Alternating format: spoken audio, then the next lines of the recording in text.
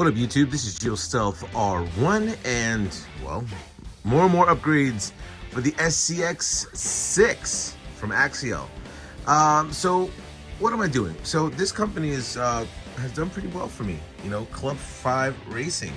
I think they're doing pretty well with their product, and I ended up going with them. So, if you guys checked out my last videos, I ended up changing those components out, which was definitely a nice upgrade that I ended up doing on there.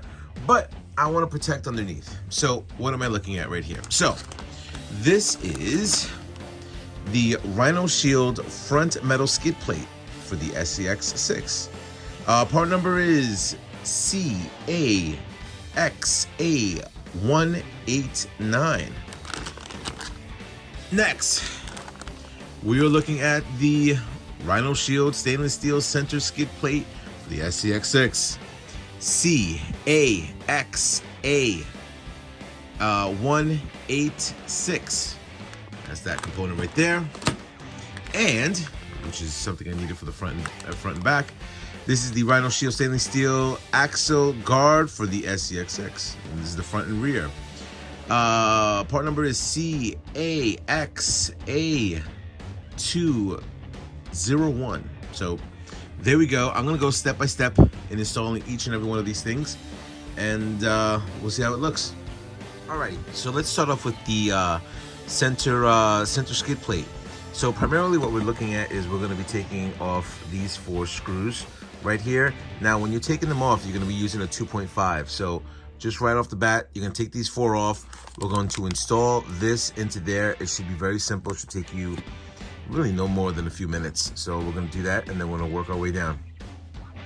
Alrighty, so I just installed it. It was just these 4 screws. As you can see, I have the stainless steel already. The one thing I like about this center skids plate is that I have accessibility to the screws that are over there, which gives me the opportunity if a link breaks or anything like that, I'm able to take it off on the fly without taking out these 4 screws at that point.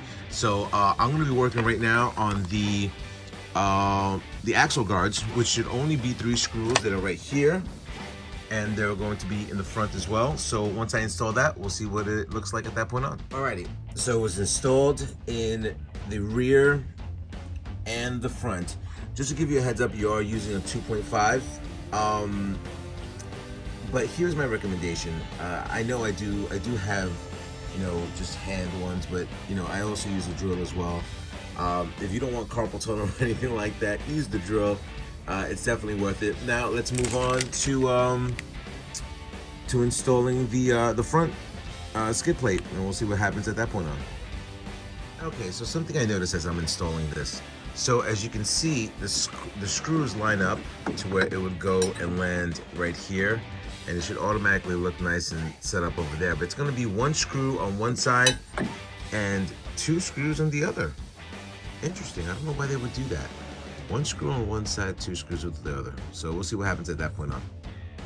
Alrighty, so I just did the install. It is going to be 3 screws, but you're gonna have to change out these screws right now to button heads. This is primarily what it's going to look like.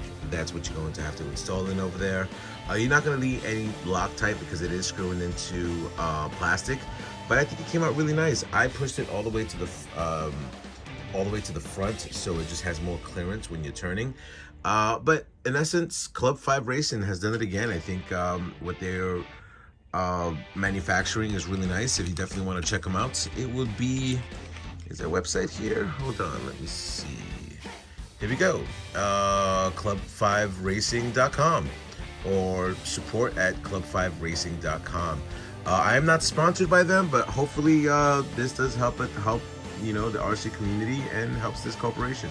Anyway, if you guys enjoyed the video, rate, comment, subscribe. It's on my folks on YouTube. Later.